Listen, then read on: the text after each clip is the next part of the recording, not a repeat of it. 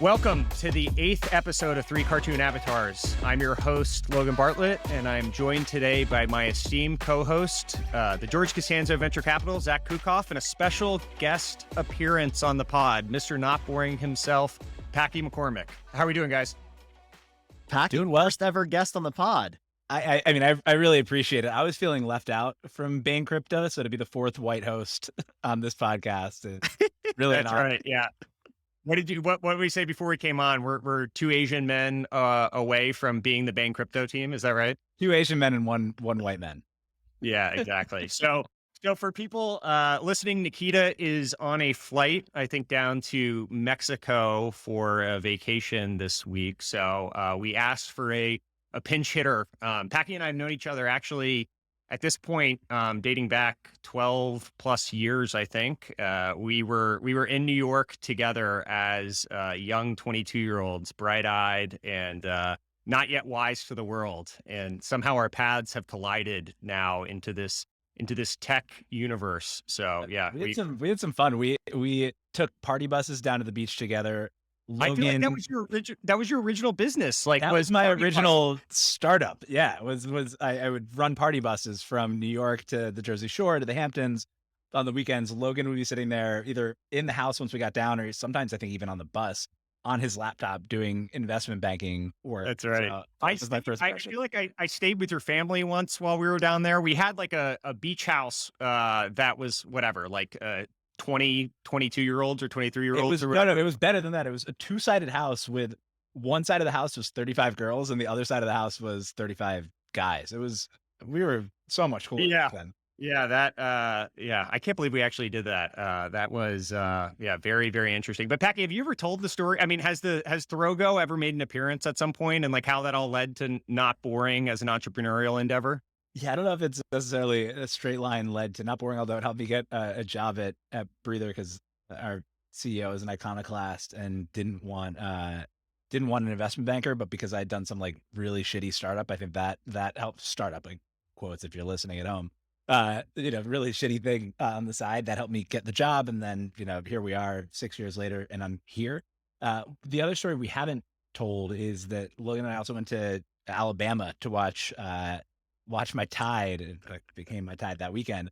Just absolutely destroyed the Vols. And I've never seen Logan or maybe anybody as sad as he was sitting in the stands as Alabama just picked Tennessee apart. Here I am sitting in like this ridiculous 1996 Tennessee polo after Tennessee had a good first round showing in the March Madness tournament. But I had actually forgotten that. Sometimes on Facebook that picture will reemerge of us in Alabama, like you and Kirk in like Alabama gear, me in some oversized pants and some Tennessee polo. Well, thank you for joining us. The first guest that we've had will, I think the level of you have a observational lens into this weird world that we live in that I think will bring in a unique angle here. So thanks for coming on. My pleasure. I hope not to disappoint. This will be fun. So the first topic we wanted to hit this week is AMC, one of the OG meme stocks from a year ago, invested $28 million into Highcroft Mining Holding Corporation, which owns a 71,000 acre mine in Nevada. AMC reports that they are sitting on some 15 million ounces of gold deposits and some 600 million ounces of silver deposits. Their CEO, Adam Aron, characterized the investment as a bold diversification move. He went on to say, our strategic investment being announced today is the result of having identified a company in an unrelated industry that appears to just be like AMC of a year ago. So went on, they got criticized by a bunch of people. Michael Pachter of Wedbush called the move idiotic, specifically pointing to AMC's debt. He said, it's embarrassingly stupid. By that, I don't mean investing in a gold mine is embarrassingly stupid. I mean that it's inappropriate for a movie theater to step so far out of their core business and into something completely unrelated that will not drive any traffic to theaters. Packy, do you have any thoughts on this as someone very attuned to the meme world of investing? Matt Levine, in one of the best articles that I've read recently on anything, not just this topic, compared it to kind of like the meme stock final exam. Like 2022 was a lot less fun in the markets. 2021 was so much fun. There are meme stocks everywhere. There's SPACs everywhere. And this has everything. Highcroft was itself a SPAC that had some absurd projections about its silver and gold production that it would have in 2021 and 2022. It's fallen like deeply, deeply, deeply short of that. It actually isn't producing any silver or gold right now. And he also said, he had this great line about Warren Buffett. He said, one way to interpret this is that Adam Aron is the sort of Warren Buffett of meme stocks. Yes, sure, in the sense that he is now apparently building a diversified conglomerate of unrelated businesses. But also, the basic way that Warren Buffett works is when he announces an investment in a stock, that stock goes up. He knows that, and companies know that, and he charges them for it. And I think it's a really funny way of viewing AMC's role. It's never going to work. Like, this falls apart so quickly, but it is funny to view AMC that way. I'm with you, Packy. I just can't imagine a world where anyone ever looks at this outside of the lens of meme stock investing and thinks it's a smart choice. Like, it just doesn't make any sense for me at all. Well, I mean, you've said it there, like outside of the lens of meme stock investing is just not a way that anybody would ever look at this. But I think that Hycroft's stock has already come down. It's still up 250% over the past couple of weeks, I guess, as whispers and their buying started getting out. So it's successful there. There's another piece of this, which apparently is they had a $500 million offering ready to dump on retail as well. And so they're probably unloading some of that. And so they're hoping that the same thing that happens to an AMC happens here, which is a business that was in deep, deep, deep trouble, might actually raise the equity cash that it needs to raise to get out of that trouble. If they pull this off again, maybe there is an actual path where AMC just does this and that's its job, but will be very interesting to see if retail falls for this. It's pretty funny, this guy, Adam Aron, like I was looking up his bio and he seems like once upon a time, he was a pretty serious dude. Like he's a co-owner of the Sixers. He was their CEO. Before that, he was the president and CEO of Norwegian Cruise Line. He was the CEO of Vail Resorts. And like, he's 67 years old and he went to Harvard, cum laude, like government major. And defined himself as like a strategy leaning into this crypto or this meme stock world as a way of financing like debt and to cover their obligations. I just wonder if he's sitting there being like, what the fuck did I get myself into? Just like rubbing his hand into his eyes, being like, I think there's a path here and it involves leaning into the joke and investing in gold, right? Like what's actually going through this guy's mind right now? I think COVID broke a lot of people's brains, and I can't even imagine being in the center of one of these huge meme stock plays. I can't imagine that it doesn't just warp for the rest of your life the way that you view the world, and that any real hard work that he's put in his previous 66 years before this seems kind of silly when you could just sit there and become a meme and add billions and billions and billions of dollars to your market cap. So I think it's probably as much that as anything else. It's more depressing than silly. Like, imagine what it feels like. Imagine, by the way, like you're starting your career right now and the options are, do you want to come straight out of college and work really hard and build a traditional career? Or do you want to fuck around and find out and see if you can build a huge business that way? Like, I can't imagine being a fresh grad and not picking option B, fuck around and find out, when you look at some of the most at least successful people in the modern economy who have made phenomenal fortunes by fucking around. Well, you can take the wrong lessons from Elon too and be like, look, the richest man in the world is just fucking around on Twitter all day, forgetting that he launched a space company, an electric vehicle company, a solar company, and a boring company.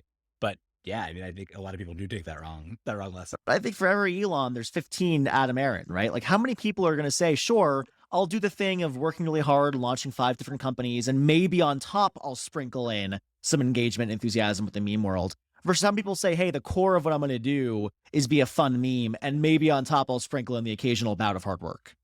I'm actually kind of surprised there aren't more, like this guy's 67 years old. He's kind of an old white man that, went to Harvard from Philly. And I'm surprised. And then there's Elon on the other end of this extreme, who's this South African multi-company entrepreneur founder. And clearly they're both leaning into jokes in very different ways, right? But there aren't that many founders in between, really. Like, there isn't a $4 or $5 billion public software company that I know of that's out there just like trolling with their stock or whatever. It's sort of like there's one Elon and then there's a handful of like random people at the edges. And so I wonder if there's going to be like more and more of these people that are embracing this shtick and leaning into this. And I'm kind of surprised there haven't been to date. We know that there's incredible amount of institutional pressure that gets put on you the closer you get to becoming a public company CEO. And so the idea that anybody who is serious enough to start and grow a business could also be the right kind of weird to actually go out and run a meme stock or go out and actually run a meme engagement. It's sort of like threading a very small needle of people. I actually don't know if it's even structurally possible to get there. I mean, to look at your Twitter kind of before and after going to a larger fund, right? Like you got way less fun. Yeah, I'm surprised you're going to do this. That's exactly Zach.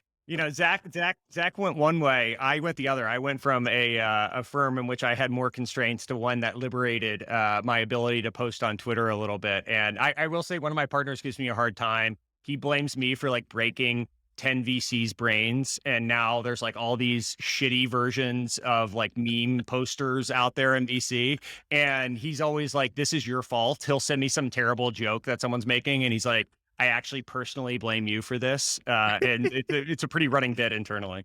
Who do you think is the worst at this? The worst at posting on Twitter? Yeah, like the worst at playing the Logan game. The Logan game. Yeah, I'm glad. I want to embrace that specifically. I would say initially the one that we've talked about in the past that just sort of willed their way into it obviously was Mark Andreessen, that sort of was out there, and it seemed like went from not posting at all to like discovering what a meme was. But the guy's obviously very bright, and so his feedback loop and how he iterated on it, like the progress he made in a very short time. He started with this very raw MVP of ship posting, and then like he took feedback and actually built up. And so now it's actually far more entertaining. When we started this podcast 8 weeks ago or whatever, it was at the like peak of cringe. We could probably come up with some like, slope of enlightenment or some Gartner like rise of where it was, but he's actually gotten to be a decent follow with good entertainment. I actually would argue that even peak cringe Mark was pretty good. Like if Packy's really asking who are the worst of the worst, like even in Mark's trough of disillusionment, right, I would still take Mark posting over like 80% of the VCs who we know, even with the help of ghostwriters, are still not as funny. I'll put it this way. They're not, I don't feel like they're as funny as me post joining a regulated group, let alone Logan, who's in the wild west of like shooting from the hip. I mean, I think the fun thing about Mark's tweeting was, Jack came out in that battle and was just having more fun clearly doing it than anybody on the A16Z side. And then it looks like they're just like, wait, we could just have fun and win this thing. And then Mark has just had as much fun as humanly possible on Twitter. For the past couple of It's amazing. I mean, it's amazing you get to that point where you just really don't care what anyone thinks. And the weird feeling that these people have with millions of followers, just that they put something out and the number of people that have notifications like are instantly engaging with it. It must be such a weird hit of dopamine to your brain. Like to have this and then instantly, like Elon posts something and every single thing he posts have hundreds of thousands of likes and like instant engagement. I just think how weird that must feel as a thing. And so I actually like that Andreessen's like having a good time, messing around. Now, I think at times he walks the line of bully, which I've certainly been accused of as well. But I think he has a much bigger pulpit and more influence than I do in that regard. And so at times I feel like antagonizing some of these founders isn't the best look, but yeah.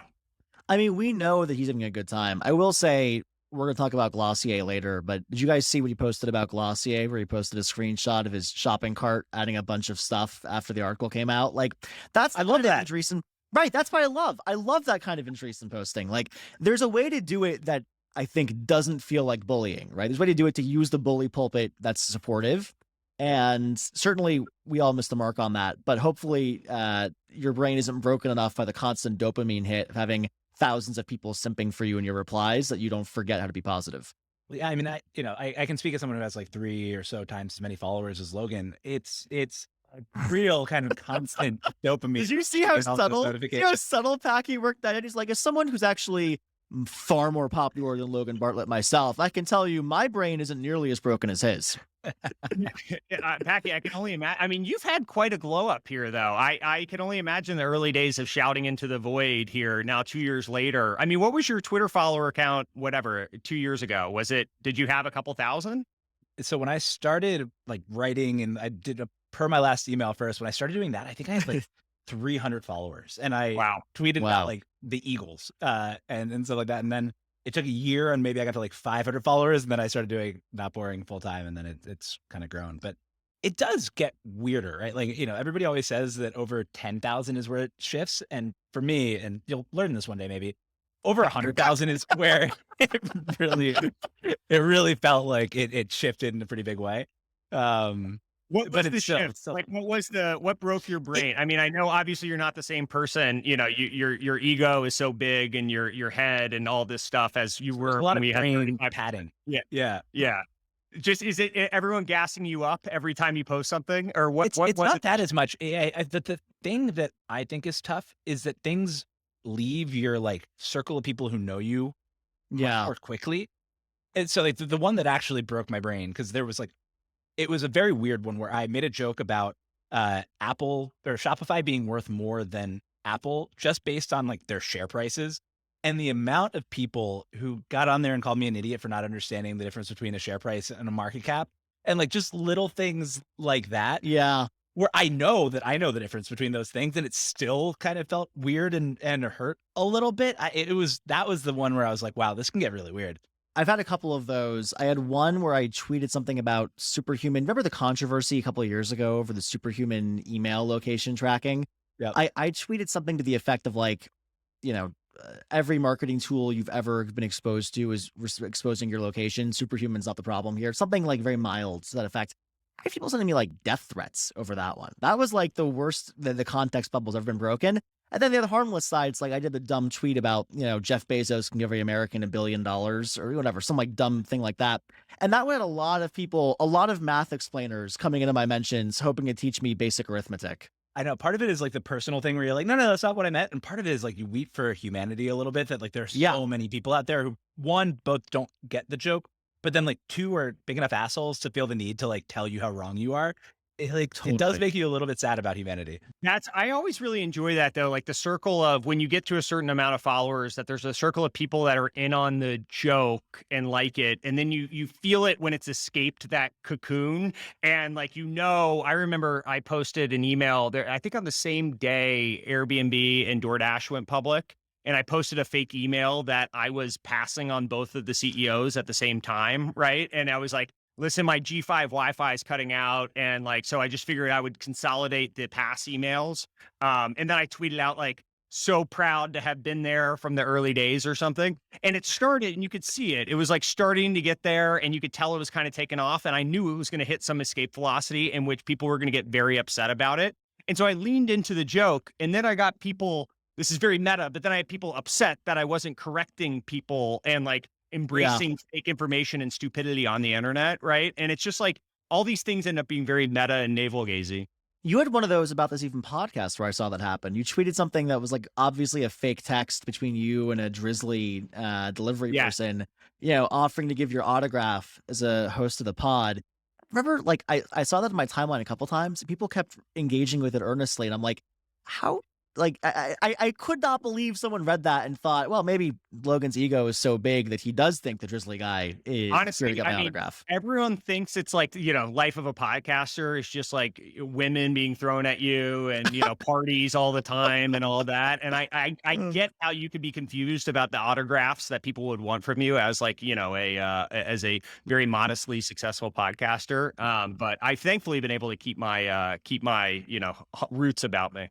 Yeah, it's funny. It's us, the Red Scare girls, and the Cumtown boys who just constantly are being chased by people everywhere we go. Are you not the Cumtown boys? Oh yeah, did you not realize we actually are part of the dirtbag left as well? People always forget that about us.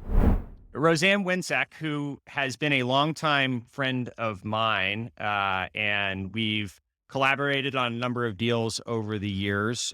She was a partner at IVP for a number of years and now has recently started her own fund, Renegade Partners. Roseanne, do you want to give a quick intro?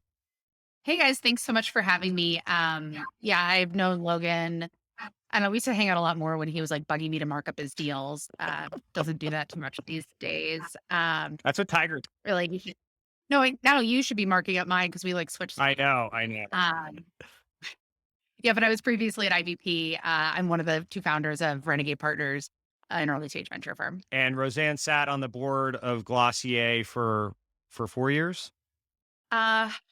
We invested like September of 2016, and I left at the beginning of 2019. Got it. And Roseanne, how big do you have to get in terms of AUM to be a target of your very own hit piece? I don't know if you guys could find out for me, like that would be great. Hopefully we'll get some You know, get some contributions from people weighing in on like when they're really chomping at the bit. to take me down. Yeah. As much fun as we thought 3 straight white men weighing in on the issues of female founders being written about hip pieces, we thought it made sense to have someone else with a little more credibility on the subject join us here. So Roseanne, thanks for coming on. Oh wow, you Uh, have a whole fancy setup for the mic there too. I do. I don't know how much you guys can see, but I joke that this is like my OnlyFans setup because I have like the lights and everything too. Okay. That's great. And also, we just added a woman to the team here faster than Bane did, I have to say. That's gonna get That- Logan in trouble. You can't make that joke. No. Listen, so last week, just for a little inside baseball, so last week we had a bit. Lydia Helton had already joined Bain Crypto from our team, and so we were talking about it last week. I knew she had joined, and so we had this like extra 3 minutes of the pod, sort of talking about her joining, and me being like, guys, why didn't you just wait a fucking week to announce her joining, right? And then I realized we were going to run it before she actually joined. And so I didn't want to like front run her announcement. And so we had to cut it, but lost to the archives is one of our former employees joining Bain Crypto. So good. Well, let's dive in.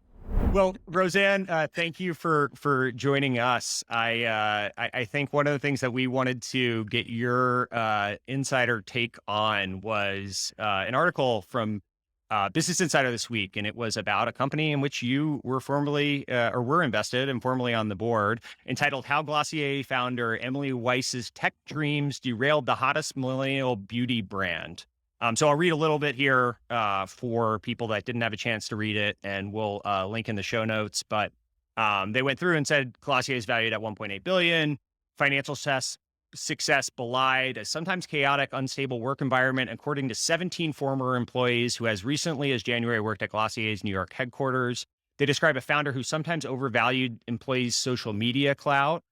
Editors note on this, like social media is pretty important, obviously. So if it's Twitter followers, then I think I'm on board. But an appearance and whose years-long obsession with transforming the beauty brand into a tech company sparked internal tensions. New hires from Facebook and Amazon clashed with veteran employees, while Weiss's nebulous vision for an in-house social e-commerce platform led to stalled progress and wasted resources, they said. So they kind of went through the whole thing. I guess this is a little bit of a recurring trope at this point that female founders get these takedown pieces that ultimately get run about their business, and it feels like something that seems to happen too often. So Roseanne, would love to get your take about how media covers female founders in general or Glossier specifically. Yeah, no, I'd rather talk in general. I mean, I just think, I don't know, I tweeted about it yesterday, but like I didn't want to like retweet it or give it like any additional, like that additional, like article, any additional pull or reach. Not that I have like followings like you guys, right? I am like, hanging out like 3,000 Twitter followers. You missed I missed a long bit of us all navel gazing about our Twitter followers. So that's actually going to work in very nicely. I don't know who this we all. You missed Packy navel gazing about his Twitter followers. Man comes on our pod 1 minute and he's like, "Oh, by the way, I have a fuck ton more followers than the rest of you have combined, so you all get fucked on your pod." Packy McCormick, 50x of Roseanne Twitter followers. Yes. Wow, that's actually very true. Yeah. Yeah. Packy's First I call you like point, 50x. good point. Yeah. Good point. So 50x Packy from now on. Yeah, exactly. That's I love it. We'll do it. We'll do an intro. 10x engineers, 50x Packies. We'll start a Twitter controversy. I mean, I don't know. I feel like this trope is just so like, how is this even news, right? Like all this stuff, like they're always female takedown. They're always female founder takedowns. Like, yes, there have been male founder takedowns, but they have to do with like generally like fraud, right? Or when there's like real bad things happening. I feel like these female takedowns are just about like, like disgruntled or like former employees that are no longer with the company speaking on the record anonymously. It's like, how is that news? And like, people are trying to do hard things and it's hard and not all of them work. Like, what do you want somebody to do? Like, Yeah, and I keep trying I to think make that work on your when we page. I mean, when we talk about the list of like the recurring nature of this, so I compiled a little list here, and all of them are different, right? But it is, I mean, as a percentage of negative stories that get covered about founders, it's definitely disproportionate. And so the ones that I came up with, Theranos is obviously kind of its own beast, but then Away, the luggage company, The Wing, Outdoor Voices, Modern Health, Spring Health, Museum of Ice Cream. So it's honestly, I mean, it's probably a smaller fraction of female founders that haven't had a takedown piece written about them at this point. But it feels like you I could know. write something about any founder, right? Because Roseanne, to your point, like every startup is hard to build. We all know that. Like every startup is going to have cultural rough patches. So the head scratcher is like, if you assume that every startup could have a piece written like this, the motivation to go after only female CEOs or predominantly female CEOs, it makes it feel far more malicious. I mean, I think it just like sounds like more salacious.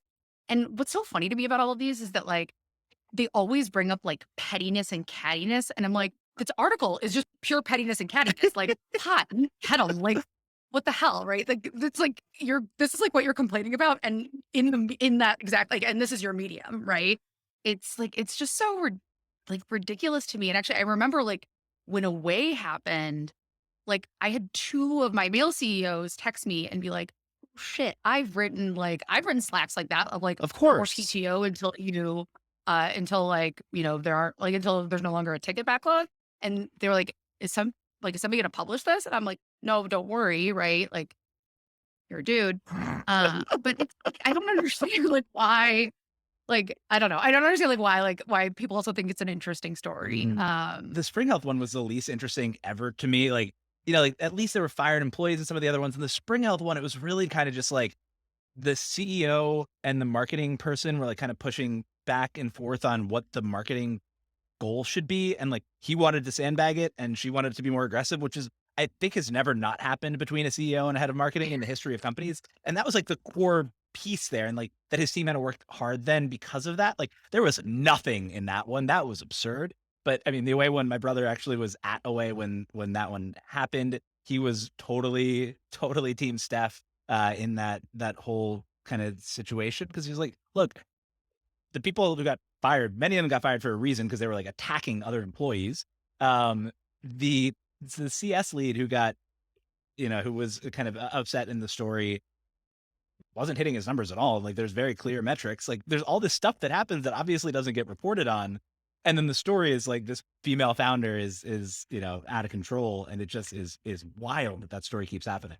So in full disclosure, I've known Steph for probably as longer than I've known Packy, and so this is dating back 12 years, and was actually an investor in Away, and so I mean she's a friend of mine, and as all this stuff was going on, it's ridiculous. The same terms that get used for men like get flipped on their head for women. And I don't think it's just reporters doing it. If you go read Glassdoor, I think some of the terms that employees will also use, like about the female leader, it's like a male will be irreverent versus a female will be vulgar, right? Like a male will be introverted, a female will be standoffish. Like one will be hard charging, the other will be like a psycho, right? And it's like all these things that are just veiled in more negative sentiment and how people talk. And then these are coming from somewhere, right? There's like kind of a formula that exists. It feels like there's a bunch of focus on the rise. I feel like in general, society only wants to hear the rise and the fall. Like those are the only stories that exist. It's like you build someone up and you take someone down and then you build someone up again. And that's true of Tiger Woods, it's true of Kanye West, it's true of, whoever, right? Lance Armstrong.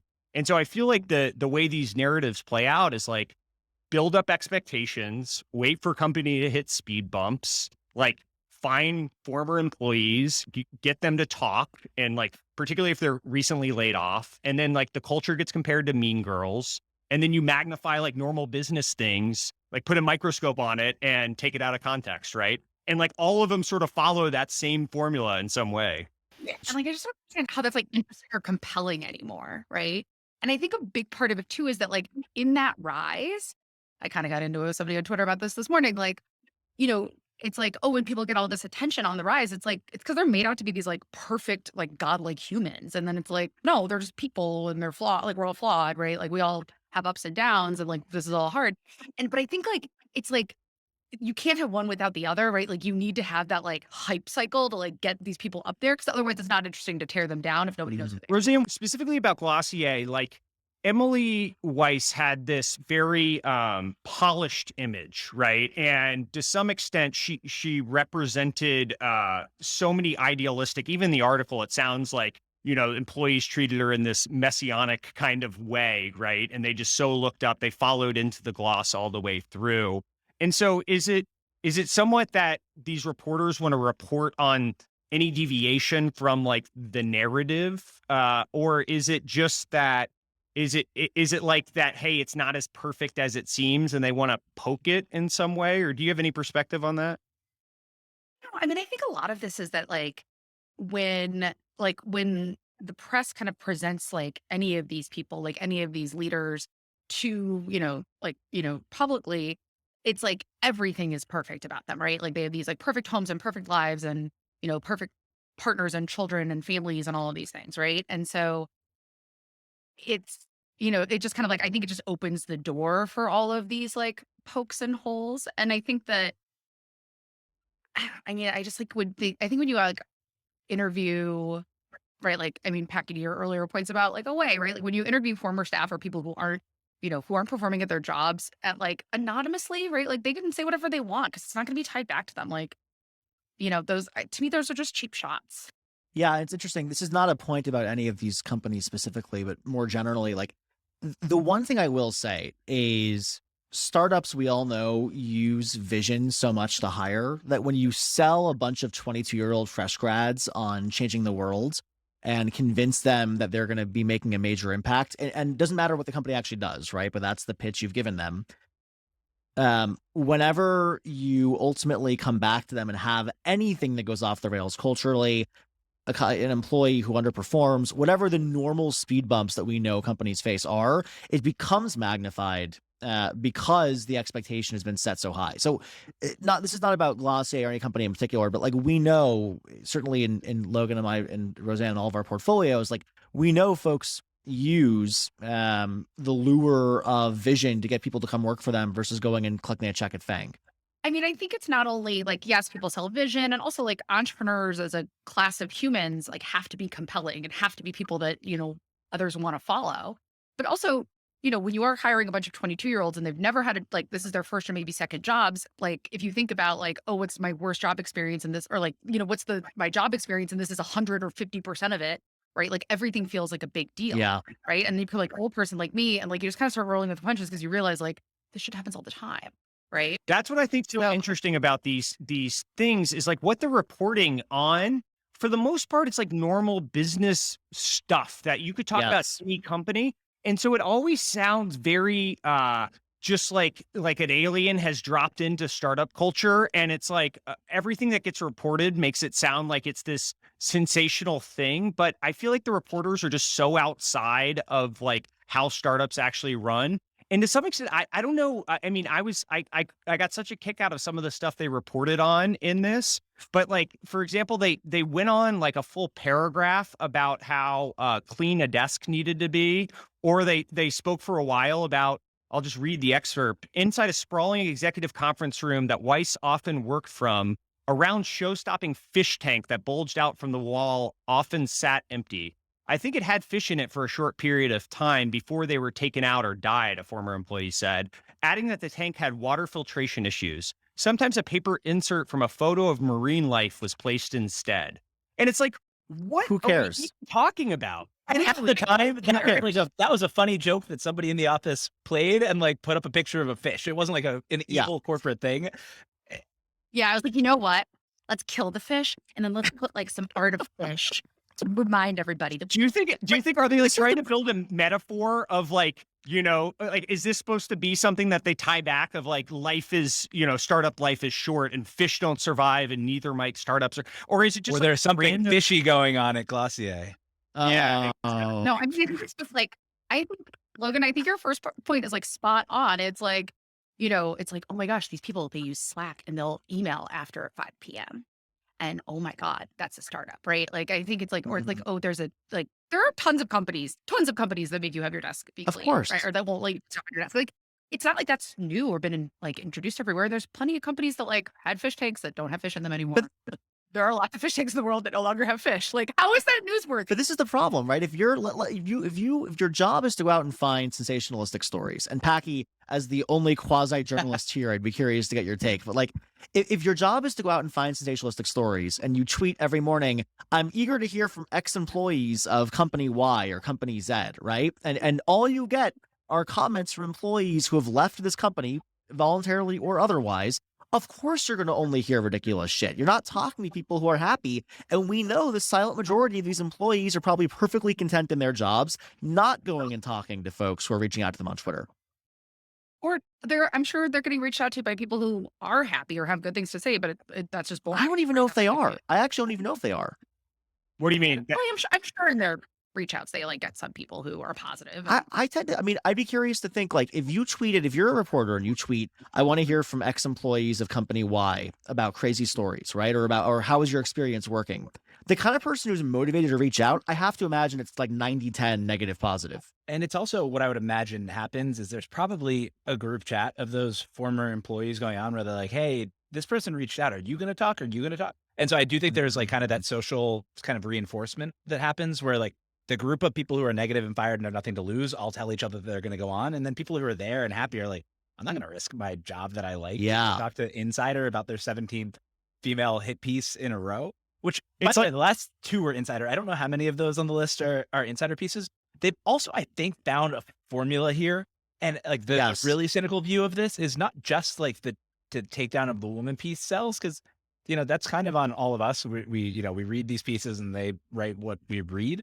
But the other thing is, I think there's a meta point now where they know that they're going to get everybody pissed off. And that Glossier article had 100 times more readers than if it weren't a hit piece on a female CEO for the 50th time in a row, because everybody's talking about that point. And so everybody's reading it now.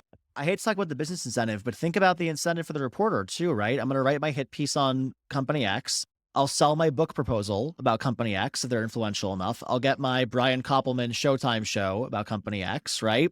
And maybe, God willing, I'll win an Oscar. Like or whatever, an Emmy. Like I don't know that that's necessarily what's at play in this specific story, but like there certainly is a pipeline of negative coverage to book proposal to television that we've seen play out. Out of the gloss. Oh, no, yeah, exactly. Don't give people shortcuts of how to come up with stuff here. I mean, honestly, this is the way I feel about social media in general, but media especially, is like it's actually a reflection of us and of society in so many ways. And so the reason that there are these it's like so self-fulfilling, right? And we're talking about it now. And Roseanne, you did a good job of like not sharing the thing, but it's totally circular and it compounds on itself of like, they wouldn't keep doing these if they didn't keep getting attention, if it wasn't good for the business, right? And so that's why I always feel like I'm a Facebook defender, because I'm like, well, maybe humanity wasn't meant to connect all the weirdos together, right? And like, and maybe that's on humanity. And I realize Facebook should do a better job of like trying to constrict flow of information and all that. But I was like, we need to acknowledge that there are like a lot of fucking freaks that exist in the world, and like connecting them with other freaks isn't going to lead to good outcomes, right? And so I think these are all kind of go back to business incentives. It's that, and there's also like there's algorithms that like are fairly easy to like. It kills me now, and I've tweeted about it recently. Like it kills me now that it is so easy to say, here's 10 anything : on Twitter and then do a thread on it, and it's going to get thousands and thousands of likes. And there's like a disappointing amount of humans who are like just down to go play into that format in order to grow. And so I think like as there's like some relationship between how easy it is to figure out the algorithm and then like just how many people are going to go do what the algorithm says, no matter what that thing is, which I think probably is a play. There's like some meta algorithm at play with the Insider pieces here too. Well, I think I think social media is like such a great, like, it's like a perfect reflection of like our brains, right? Because like basically like the things that get us riled up are all the stuff that like hits our amygdala, right? Our like little animal brain that only knows how to be angry, like doesn't have any critical thought. Like it loves to get stuff like really like that's like short and fast, right? And like just piss you off, right? And that's like that's what's engaging, right? So it's just like, I don't know. I feel like it's such a like, yes, a reflection of humanity to your point, Logan, but also just like a reflection of like, yeah, our brains are not ready for like have not evolved to this. And basically it's just like an anger engine. Yeah, nuance gets lost in everything here, but the insider is just chomping at the bit to take down some female influencer. So Roseanne, I hope you can get there. Yeah, just so they can continue to drive clicks. That's why I keep my Twitter follower count low, so that that's cancellation. There's no going to take me down. Strategic. Nobody cares. You have to get through a certain point pretty quick, because you run the risk in the some thousands of followers. You really run the risk of being canceled, but then you get to some point that you can just power through it, right? And people forget. So, Roseanne, anything else that you want to hit on this? Like any points you want to convey that we didn't sort of get to? I don't know. I mean, actually, guys, like you like warmed my heart today, because this conversation is like the conversation that like the groups of women are having all the time, and like hearing you guys say it. Oh, that's good. Yeah. Let's definitely keep Roseanne calling us the best male feminists in the world in the clip this week. That's like, let's make sure we keep that just in circulation, please. I think Cat over here that I think on it. Yeah. I'll throw more white guy host, but like really good. Really good. We're some of the good ones, Packy. Don't worry. not all men. Yeah, exactly. That's actually my brand, is not like other VCs, but also not like the other men. I'm like, I'm just different than that. So another thing we wanted to hit this week were Google employees. The CNBC had an article about Google employees are becoming unhappy with pay, promotion, and execution, survey results show. So Google's annual employee survey came out called Googlegeist, and it showed that a growing number of staffers don't view their pay packages as fair or competitive with what they could make in a similar role elsewhere. They're also questioning their employer's ability to execute. The surveys were taken in January and released to employees last week. CNBC reviewed the results from the company overall, as well as individual groups. In addition to this, Google is about to bring most of their employees back into the office. The numbers here briefly: only 46% of survey respondents said their compensation is competitive compared to similar jobs at other companies. That was down 12% from a year earlier. And 56% said their pay is fair and equitable, which was a drop of 8% from the year prior. So I will say something in this in general is, so I think you guys know, we have a TikTok presence as well. And we made a joke about Google engineers being privileged in their pay packages and their benefits and all that. And I'll tell you, that is a group that will get very riled up. We kicked the hornet's nest, and we got a lot of comments back from people. It was very angry. So do you guys have any opinions on this on Google? Who are the 50% of people at Google who think they can make more money for working 3 hours a day somewhere else? Like, I love my Google friends. I really do. But like, one of my Google buddies who now has since left and is a founder, when he was a PM at Google, he was rolling in around 10:30, 11, getting in a quick workout and breakfast, doing maybe 2 or 3 hours of work, right? Getting a haircut on campus or doing laundry or whatever, then leaving by like 4 to beat traffic. What is the job that pays you like mid 6 figures to work 4 hours a day somewhere else? And can we all have that job? Because I would love to find out what it is. I was going to say, I mean, like the thing doing the most work in all of this was the similar role elsewhere.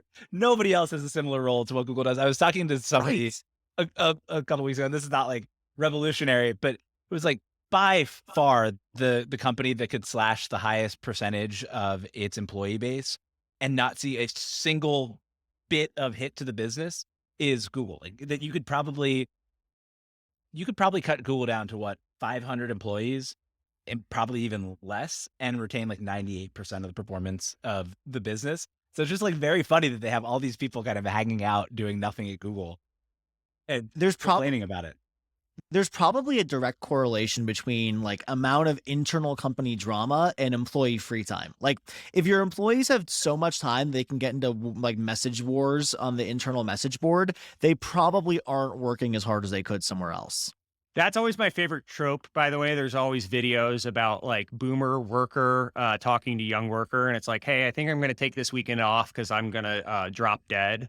And then the like young employees like, so I think a VP title is probably commensurate with my work. And I'm just wondering after 3 or 6 months, what's your promotion cycle, right? Yeah. By the way, Logan, to your point, do you guys remember that Twitter thread that was going around of the guy who interviewed the startup founder who interviewed the kid, and he was like, the like 22-year-old asked him for a board seat as part of the negotiation for an IC role?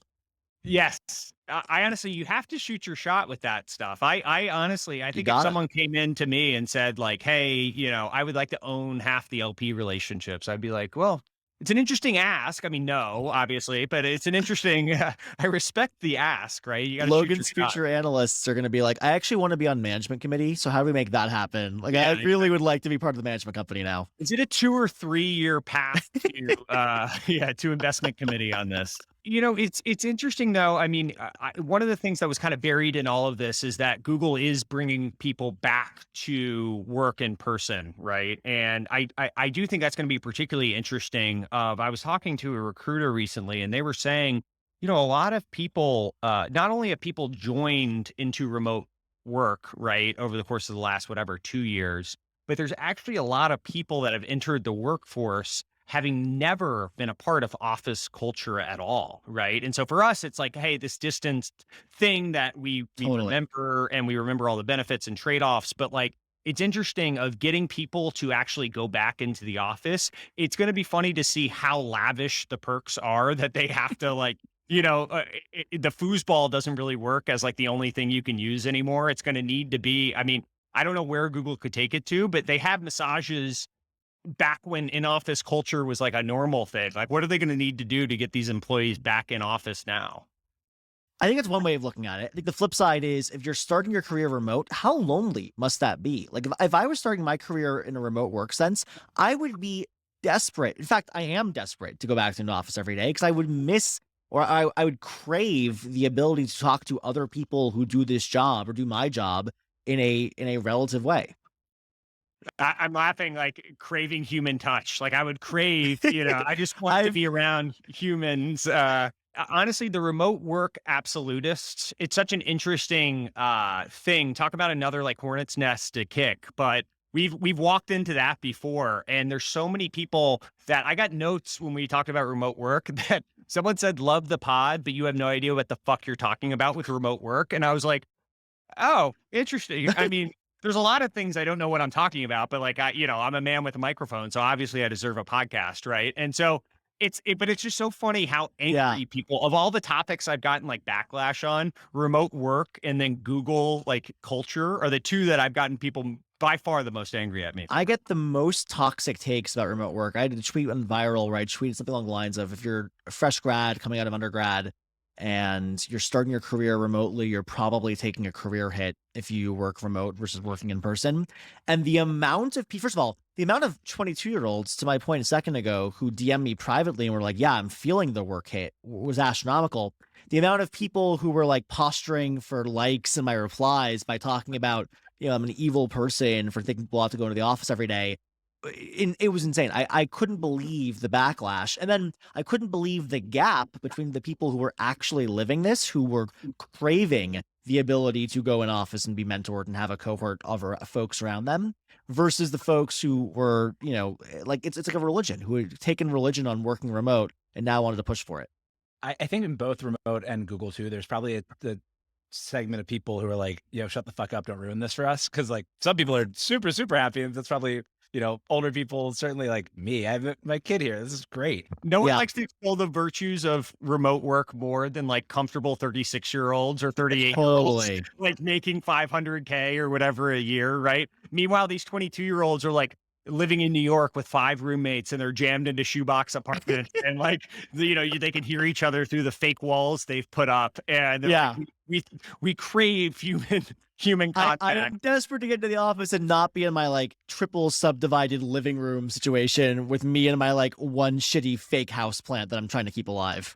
Thank you so much for joining the 8th episode of 3 Cartoon Avatars. A special thanks to Roseanne for coming on, as well as Packy for filling in for Nikita today. That was a lot of fun. I do this anytime. Yeah, well, that's good. We've already told Nikita that he's gone. Perfect. So Zach and I will be back next week with either Packy or someone else we bring in. So listen in for the 9th episode. Appreciate everyone joining.